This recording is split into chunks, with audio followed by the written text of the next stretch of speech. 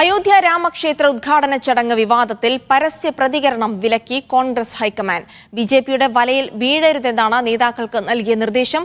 നേതാക്കളുടെ പരസ്യ പ്രതികരണങ്ങളിൽ ഹൈക്കമാൻഡിന് അതൃപ്തിയുണ്ട്.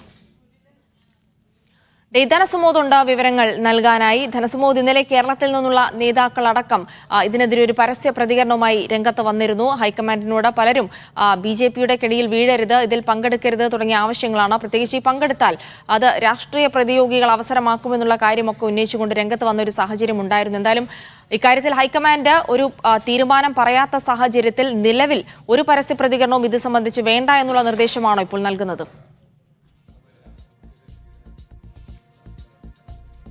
ജിൽസി, അയോധ്യയിൽ നടക്കുന്ന ശ്രീരാമക്ഷേത്രത്തിലെ പ്രാണപ്രതിഷ്ഠാ ചടങ്ങിൽ പങ്കെടുക്കുമോ ഇല്ലയോ എന്നുള്ള കാര്യം പോലും ഇപ്പോൾ പരസ്യമായി പറയേണ്ട, ഇതിലൊരു അഭിപ്രായം പ്രകടിപ്പിക്കേണ്ട എന്നാണ് ഇപ്പോൾ കീഴ്ഘടകങ്ങൾക്കും PCCകൾക്കും മറ്റു നേതാക്കൾക്കും AICC നിർദ്ദേശം നൽകിയിരിക്കുന്നത്. മാത്രമല്ല, ഈ മാധ്യമങ്ങളിൽ വൈകിട്ട് നടക്കുന്ന ചർച്ചയിൽ പോലും അയോധ്യ വിഷയമാണെങ്കിൽ ഇക്കാര്യം സംസാരിക്കാൻ വേണ്ടി കോൺഗ്രസ് വക്താക്കളെ അയക്കേണ്ട എന്നൊരു തീരുമാനം തന്നെയാണ് ഇപ്പോൾ എടുത്തിരിക്കുന്നത്. കാരണം ഇപ്പോൾ പല നേതാക്കന്മാരും പലതരത്തിൽ സംസാരിക്കുന്നതാണ് ഇപ്പോൾ വിവാദമായിരിക്കുന്നത്. കാര്യം UPയിലെ നേതാക്കന്മാർ ഇപ്പോൾ ഈ ചടങ്ങിന് കോൺഗ്രസ് വിട്ടുനിൽക്കരുത്, അത് പങ്കെടുക്കണം എന്ന് തന്നെ ആവശ്യപ്പെടുമ്പോൾ കേരളവും ബംഗാളും ഉൾപ്പെടെയുള്ള സ്ഥലങ്ങളിൽ നിന്നുള്ള PCCകൾ ഒരു കാരണവശാലും ഈ ബാബറി മസ്ജിദ് പൊളിച്ച സ്ഥലത്ത് നിർമ്മിച്ച ഈ രാമക്ഷേത്രത്തിന്റെ ഉദ്ഘാടനത്തിന് കോൺഗ്രസ് നേതാക്കൾ പോകരുത്, മാത്രമല്ല പ്രതിനിധികളെ പോലും അയക്കരുത് എന്ന ഒരു ശക്തമായ സന്ദേശമാണ് PCCകൾ നൽകിയിരിക്കുന്നത്. അതുകൊണ്ട് തന്നെ PCCയുടെ സന്ദേശവും PCCയുടെ എല്ലാ തരത്തിലുള്ള PCCയുടെ നിർദ്ദേശങ്ങളും കൂടി അവരുടെ ഒരു അഭ്യർത്ഥനകളോടുകൂടി പാലിച്ചുകൊണ്ട് കോൺഗ്രസ് നേതൃത്വം തന്നെയായിരിക്കും പിന്നീട് ഇക്കാര്യം തീരുമാനമെടുക്കുക. അതുവരെ ഒരു വായടക്കാൻ തന്നെയാണ് ഇപ്പോൾ മറ്റു നേതാക്കന്മാർക്ക്, PCC ഉൾപ്പെടെയുള്ള നേതാക്കന്മാർക്ക് ഇപ്പോൾ AICC നിർദ്ദേശം നൽകിയിരിക്കുന്നത്. കാരണം ഇത് കൃത്യമായി ഒരു BJP ഒരുക്കിയിരിക്കുന്ന ഒരു കെണിയാണ് രാമക്ഷേത്ര നിർമ്മാണം അതിലേക്ക് ഉദ്ഘാടന ചടങ്ങിലേക്ക് വിളിച്ചിരിക്കുന്നത് തന്നെ. അതുകൊണ്ട് തന്നെ ഇക്കാര്യത്തിൽ ഒരു തീരുമാനം ദേശീയ നേതൃത്വം ഒരു തീരുമാനം എടുക്കാതെ പറഞ്ഞാൽ അത് മുഴുവനും ലോക്സഭാ തെരഞ്ഞെടുപ്പിനെ തന്നെ ബാധിക്കുന്ന രീതിയിലേക്ക് പോകും എന്നൊരു വിലയിരുത്തൽ തന്നെയാണുള്ളത്. ഇന്ത്യ മുന്നണിയിൽ തന്നെ ഇതിനകത്ത് ഇപ്പോൾ രണ്ടഭിപ്രായമാണുള്ളത്.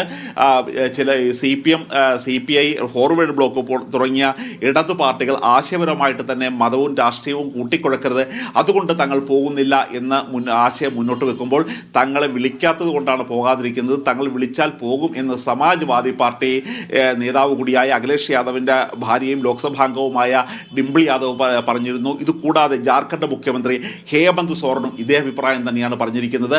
അതേസമയം ഉദ്ധവ് താക്കറയിലേക്ക് നമ്മൾ എത്തുകയാണെങ്കിൽ അദ്ദേഹം പറയുന്നത് ഈ ക്ഷേത്ര ഉദ്ഘാടന ചടങ്ങിന് ശേഷമായിരിക്കും തങ്ങൾ പോകുന്നത്, ഉദ്ഘാടന ചടങ്ങിന് പോകില്ല, ആ ചടങ്ങ് നടത്താൻ BJPക്ക് ഒരു അവകാശവുമില്ല എന്നൊരു അർത്ഥത്തിലാണ് അവർ സംസാരിക്കുന്നത്. ഏതായാലും ഇന്ത്യ മുന്നണിയിൽ തന്നെ AICCയിൽ തന്നെ ഈ അയോധ്യ രാമക്ഷേത്ര പ്രതിഷ്ഠാ ചടങ്ങിൽ പങ്കെടുക്കണോ വേണ്ടയോ എന്ന കാര്യത്തിൽ രണ്ട് അഭിപ്രായങ്ങൾ ഉയർന്നു വരുന്നുണ്ട് എന്നുള്ളതാണ്.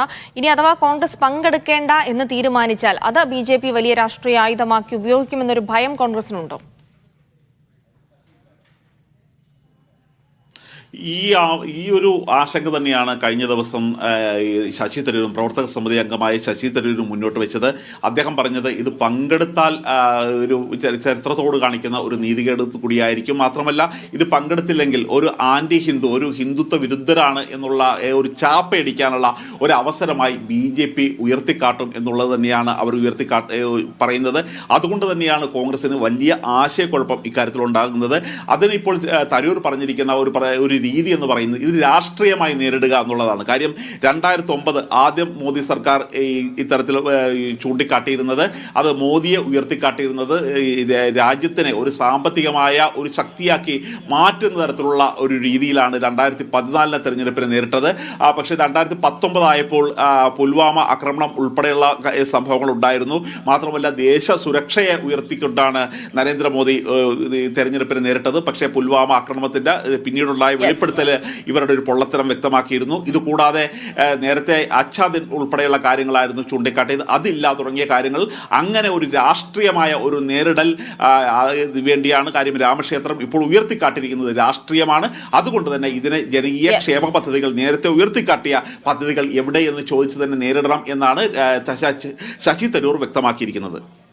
യെസ് ഡി ധനസുമോദാണ് വിവരങ്ങൾ നൽകിയത്. അയോധ്യ രാമക്ഷേത്ര പ്രതിഷ്ഠാ ചടങ്ങിൽ പങ്കെടുക്കണോ വേണ്ടേ എന്ന കാര്യത്തിൽ ഹൈക്കമാൻഡ് പരസ്യമായ ഒരു അഭിപ്രായം രേഖപ്പെടുത്തിയിട്ടില്ലെങ്കിൽ പോലും ഇതുമായി ബന്ധപ്പെട്ട് മറ്റ് പാർട്ടി അണികളിൽ നിന്നും നേതാക്കളിൽ നിന്നുമുള്ള ഒരു പരസ്യ പ്രതികരണം കൂടി വിലക്കിയിരിക്കുകയാണ് ഹൈക്കമാൻഡ് ഇപ്പോൾ.